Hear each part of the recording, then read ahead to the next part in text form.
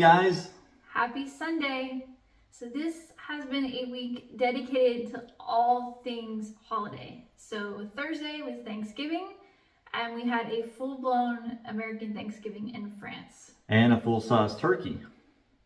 Totally not a full-size turkey. Okay. I'm telling you, this was like a turkey the size of a chicken. But that's okay. That was what was available, and it was the perfect size for 2 people. So it was 6 pounds, and it was fresh. And it turned out perfect, so that's fine. Didn't even have to thaw it. Yeah, so since then, we have been focused on getting ready for our Christmas decorating. So last year, we arrived just the very end of September. And so when Christmas season rolled around last year, our container had just gotten here, and we were in this frenzy of just trying to unpack enough that when the kids got here, it looked like Christmas, and it didn't feel like we were in the middle of like a total moving zone.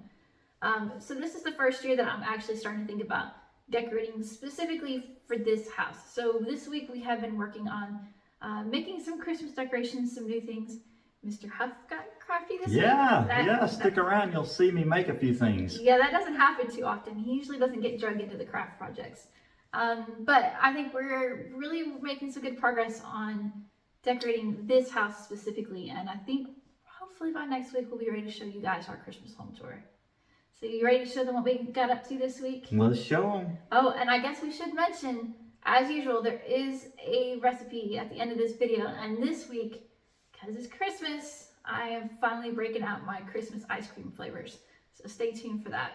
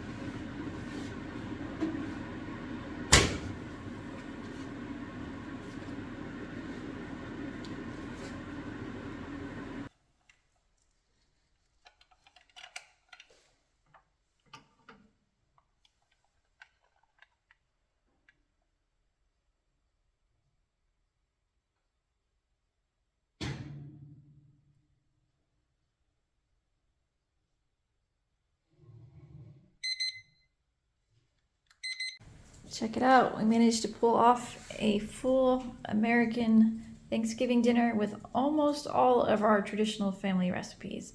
So just a few more to sort out, and there's always next year. But I think I'm most looking forward to the chocolate pecan pie. However, it all looks pretty good. So along with the snowstorm last week, we also had strong winds, pretty much 30 miles an hour all the time, with moments of 50-mile-an-hour gusts. So the result of that is that we lost 3 more trees, including this one here. And then let me show you the other 2 trees. Now these are on the kind of the back corner of our property, and they're kind of scrubby. They're things that inevitably would have been cleared out at some point anyway. So really we're kind of feeling like the wind did us a favor. And I'm seeing this as a bit fortuitous that this has happened in December, because what I'm seeing is lots of free material for wreaths and garland. So we're gonna take some branches off of these fallen trees, and then we did a walk around the yard and have found some other things that I think are gonna be nice additions to our Christmas greenery. Let me show you. Because we also have a lot of overgrown trees and shrubs on the property, this seems like the perfect time to do a little pruning, because we can use the material that we cut off in our wreaths and in our garlands. So this mimosa here is completely blocking an entrance into the gite garden. So we'll probably take some cuttings off of that. And we also have this palm laurel that is currently eating its neighbor, and that's not great. So I'm gonna take some cuttings off of this too, because I think this will make really beautiful material for wreaths and also for our garlands. Now, some of these things will probably stay green longer than others, but I figure because we have so much free material available in the yard that if something starts to look less than great, we can just swap it out with some fresh. And if you look up in this dead tree, you might notice there's actually a bit of mistletoe. I had not noticed it until the other day. Let me show you. You can see we have a bit more mistletoe in that tree in front of us. Now that's a bit higher off the ground, so I don't think we'll be going after that. I know historically people used to shoot it out of the trees, but I don't think we'll be doing that either. And while we were walking around, I also noticed these pretty berries. So this whole tree seems to have them all over. So I think we can take a few small clippings. I don't want to do more than that because I want to leave the food for wildlife. But I think a few will be okay. All right, so I'm gonna go get my secateurs and start taking some cuttings. And I think since it's been raining so much, I'm gonna put things in the barn so that they have a little bit of chance to dry out before we start putting our wreaths together.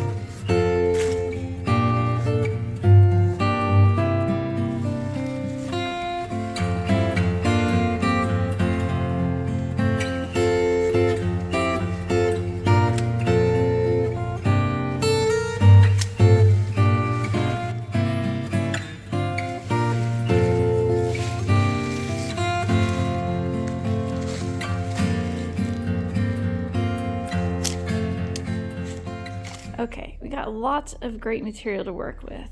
Check it out. I'm really excited to have some things with berries. There's the red ones I mentioned I was going to take a few of. And then this was a mimosa that had fallen down over the driveway during the storm, so we took some limbs off of that. So very excited to get to work on this. And since I haven't had much luck tracking down wreath forms, we cut sticks off of, new growth sticks off of the stumps from the poplars that had fallen last year. So they're nice and bendy and we're not harming anything by taking limbs. All right, now it's time to get to work on some wreaths. Hey guys, welcome to my Christmas wreath workshop. This week, Aaron and I visited our favorite thrift store and we found 3 old Christmas wreaths. That's a pretty good score, but they don't really match our style. We prefer something a little more simple. So we're going to be stripping these down and redecorating them with the greenery off the tree that fell in the backyard. Let's get to it.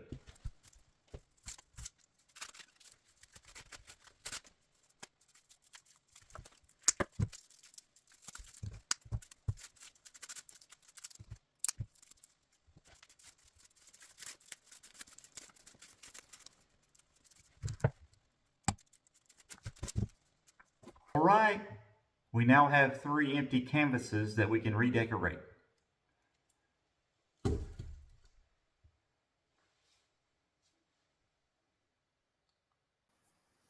Aaron wants to make a really big wreath for the barn, and since we haven't been able to find any large wreath forms locally, I decided to make this one out of the poplar branches that she showed you earlier. Hi, welcome to our impromptu Christmas wreath workshop. So since Aaron and I are assembling Christmas wreaths today, I thought I would just quickly show you the process in case you're wanting to do the same. Okay, so when I put these wreaths together, I have been assembling them in bundles of 4 pieces of greenery at a time. So to make easier work for myself later, I went ahead and pre-cut sort of 4 different size sprigs of greenery. And this is all from that tree that fell in the backyard. So we just basically brought a bunch of branches around. And as far as picking pieces, it really depends on how big and full you want your wreath to be. So something to note is this looks like a tiny, tiny wreath, and you may think that's what you're going to get out of it. But you're going to be building this as the base, and it's going to be building out. So it's probably going to be more out in this range. So that helps when you're planning your wreath, just to kind of know what size form you might want to start with. So what I've been doing is I just kind of hold up a branch and look at it. And I want things that kind of, you know, that look full and symmetrical and that sort of thing. So just taking off a piece, and if there's little cones, I've been removing them. You could certainly leave those if that was something you wanted. But see, that's sort of in the range of my 4th biggest piece. So that's going to be about the biggest piece that I'm putting into the wreath. Okay, so we just kind of quickly come through here and make some cuts. And like I said, I'm just quickly pulling off any of these little cones. Okay, so there we've got another piece, which is more in line with my 3rd biggest. So just kind of constantly picking these up and looking for the next cut that I can make. And if it helps you think, if you've ever made wreaths with fake picks from the store, that's basically what you're creating, is your own floral picks. So if there's pieces in the bottom here that are in my way, I'm just, you know, quickly pulling them off to give myself a little bit of a area to grab onto later. So there's another 3rd biggest. Anyway, you get the idea. So I have assembled some piles just to get me started. And so what we're going to do next, as far as materials that I'm using, it could not be easier. This is just a paddle of floral wire, and it's just a really soft, easy to manipulate wire, and it's on a paddle so that it's very easy for you to wrap as you're going. So I'm just gonna tie that onto my wreath. Just kind of twist it a few times, make sure it's very secure, because we don't want that starting point to come off. Okay, and so then I have just wrapped the wire a few times around the wreath, just so we know we have a good secure start. And you're gonna leave your paddle of wire attached to your wreath, and it's gonna stay attached to the wreath until you're completely done. All right, so let me show you how I start assembling a bundle.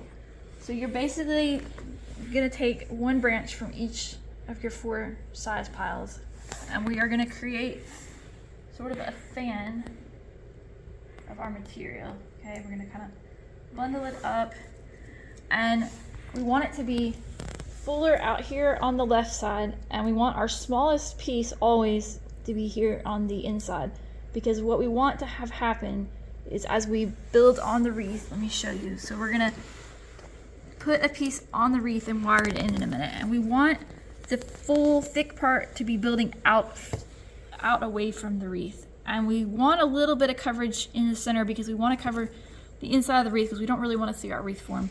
So we're gonna have that one small piece that's gonna kind of fill in around it, and we don't want the big piece over here, because if we start putting big pieces in the center, what's gonna happen is it's gonna, over time, it's gonna eat up this hole in the middle, and we want to make sure we have a nice hole in the center of our wreath. So always a small piece on the inside. All right, so we're just gonna pick up our paddle.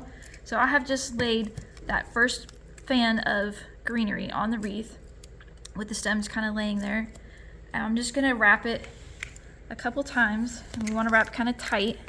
Just don't pull it so tight that you end up snapping your wire.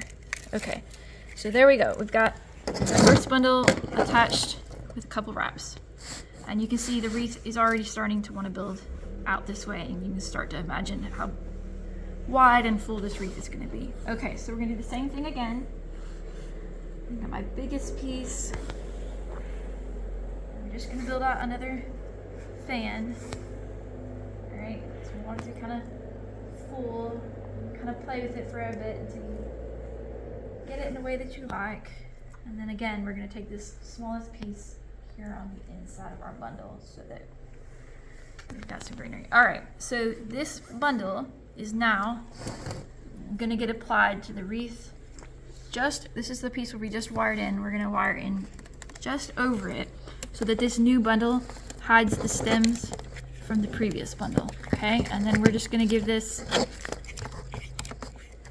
a couple wraps to secure it to the wreath. And you can see our wreath is starting to build outwards. All right, I'll do one more time. So our biggest piece. And our fan. There's our little guy for the center. Okay, so once again, we're gonna come back over here. Here are the exposed stem ends of the last piece.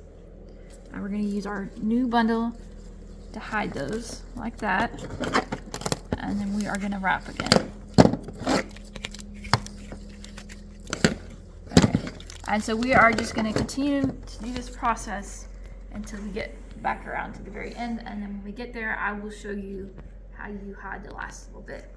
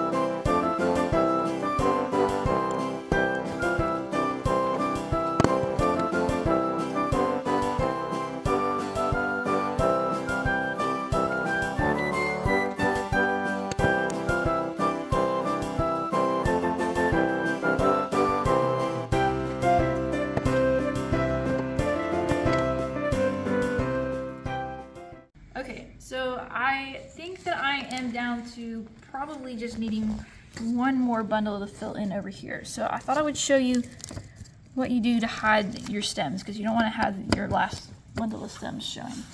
So here's what we're gonna do. So we're just like before, we're gonna make another bundle of greenery.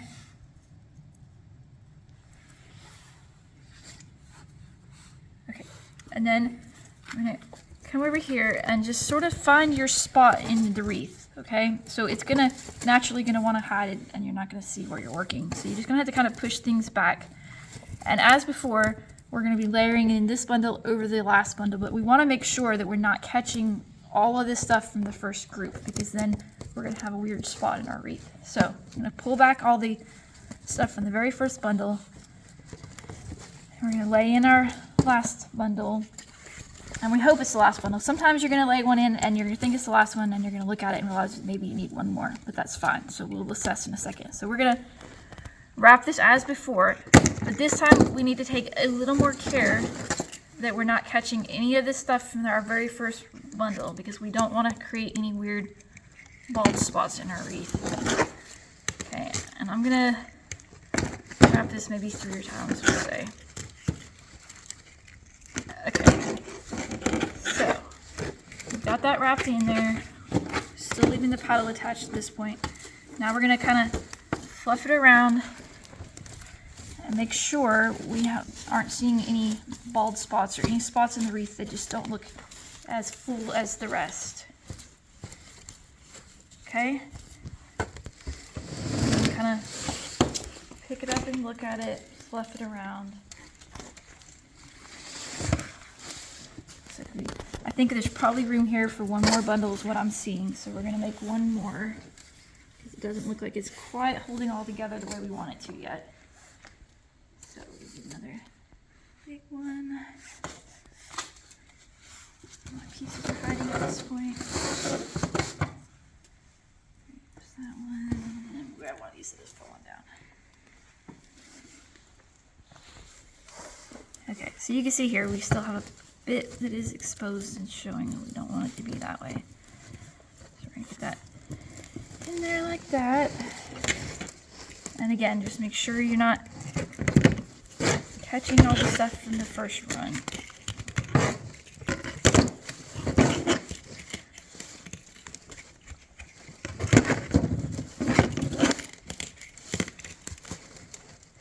And I'm trying to be really thorough with my wrap of this final one because it's super windy here in Normandy in the winter. So I want to make sure that structurally this is going to hold together all the Christmas season. So I think, yeah, it definitely needed that last one because it looks to me a lot fuller now. Okay, so I'm not seeing any weird bald spots now. All of our ends seem to be covered well. All right, so what we're going to do is tie off this. I'm going to flip it over and we'll find a place to tie this off. Okay, so we're going to turn our wreath over. And then I'm just going to cut off, leaving quite a few inches of wire because we're going to sort of fish it around the wreath in several places because we want to make sure it is really, really well anchored.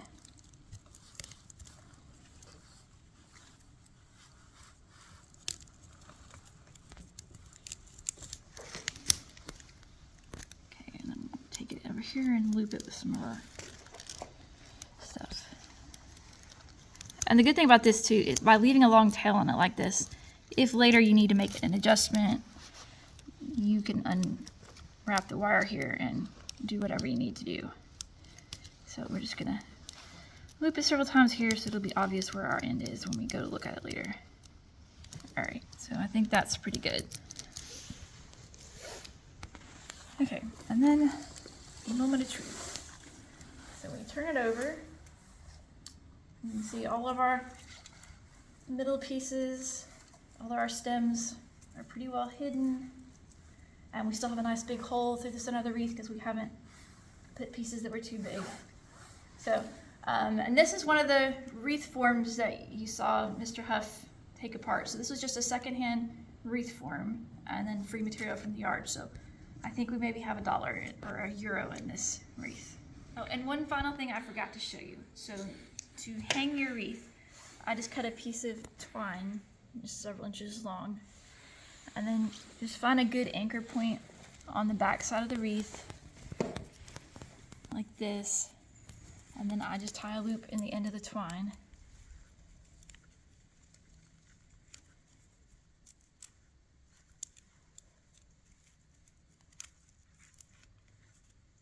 Okay, and then that'll give you a good sturdy spot to hang your wreath without trying to like grab on any of these little grapevine pieces. Mr. Huff also decided to get in on the wreath making, and in fact, he made the wreath for the barn.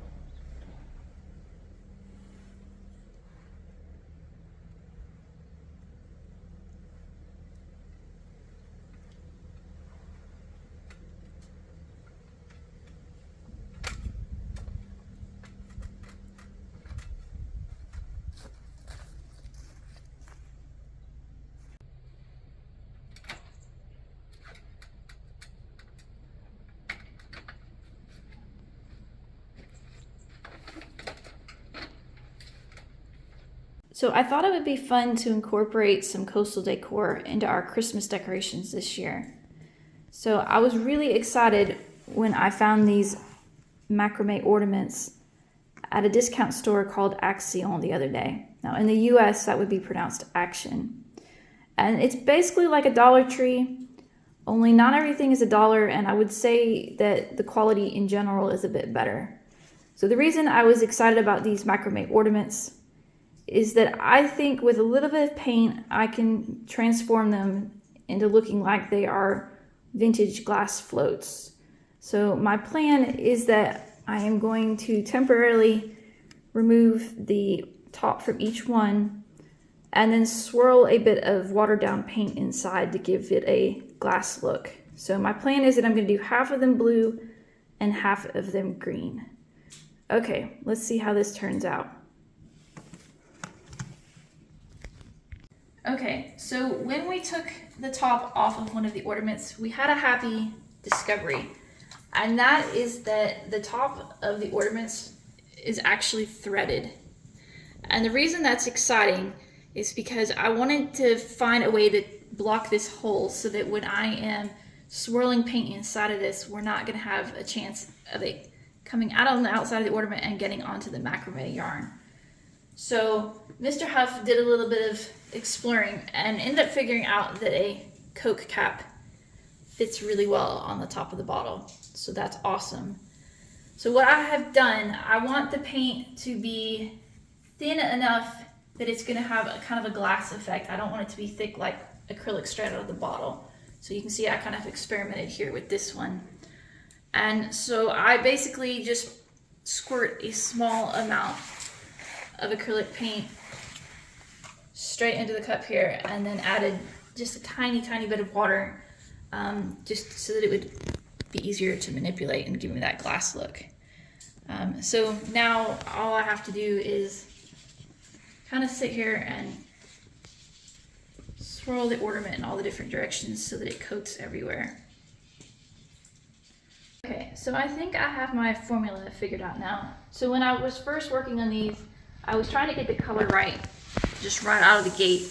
And what I found is that they were getting a little too light when they were drying if I did that. So now what I'm doing is applying the paint a little more thickly and kind of to the point where the color looks a little too bright. And that way, after I dump out the excess, give it a good shake. Once I see that looks just like completely the wrong color. But when I dump out the excess,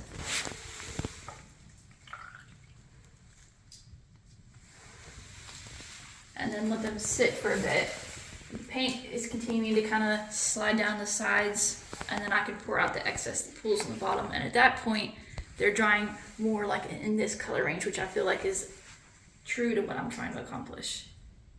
I didn't think a flocked Christmas tree was gonna be in the budget this year, and then we walked into our favorite thrift store today and poof, flocked Christmas tree for 12 euros.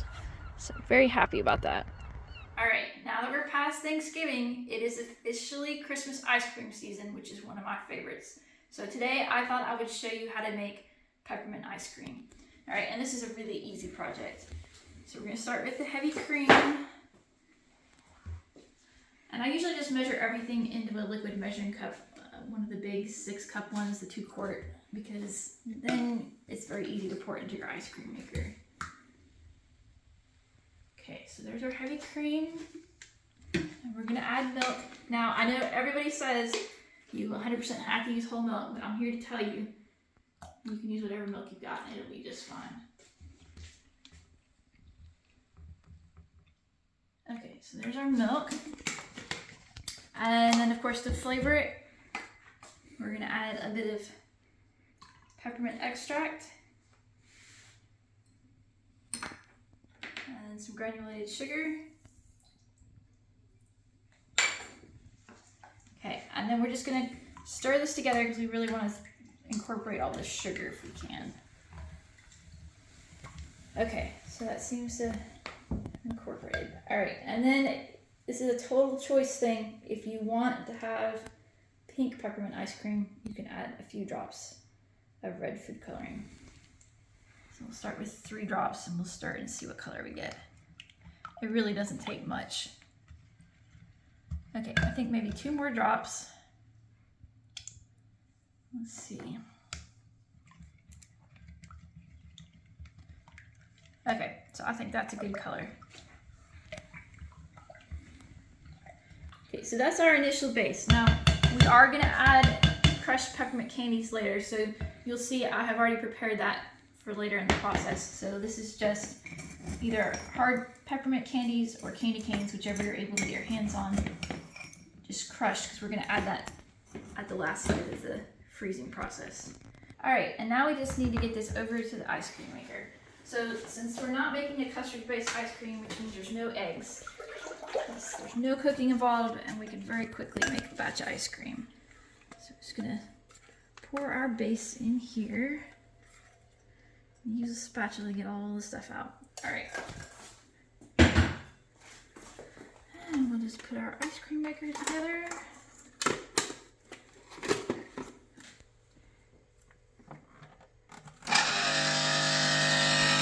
Okay, so we're gonna come back in about 15 minutes and do the final step.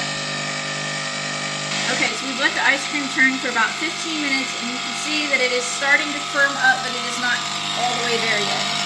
So this is the time that we want to add our candy cane pieces. Alright, now if you've got a Cuisinart ice cream maker, you've got a nice big spot on the top for dumping your mix-ins. I've got this little chute here, so we're going to do our best not to make a mess.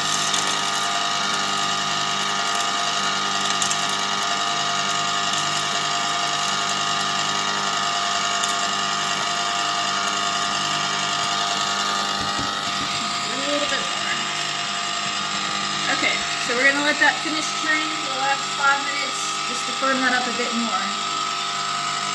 Okay, so our ice cream has finished churning, and now we are going to transfer it to a freezer-safe container and give it another 2 hours in the freezer.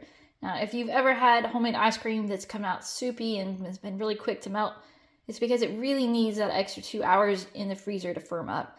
The ice cream maker is churning air into the mixture so that you have a nice light consistency, but you really do need that extra freezer time. All right, now for the best part, eating ice cream. So you can see this has been in the freezer for a couple hours, so it actually is much harder set than what you would get straight out of the ice cream maker. And so when you're making homemade ice cream, it's generally a good idea, since it freezes a bit harder than store-bought, is to put it out on the counter maybe about 15-20 minutes before you plan to eat. Or if you're going to be serving it as part of, say, a holiday dinner, what you can do is just drop it in the fridge 30 minutes before serving. And the great thing about putting it in the fridge is that you can see, like, this is thawed on the counter and it's a little more melty on the edges and harder in the center. But if you put it in the fridge, it will thaw evenly so that when you go to scoop, you'll have perfectly scoopable ice cream. So just one of my tricks from eating way too much ice cream. As usual, I will include a link to my peppermint ice cream recipe in the description below the video, and I will also include a link to my new gingerbread ice cream recipe.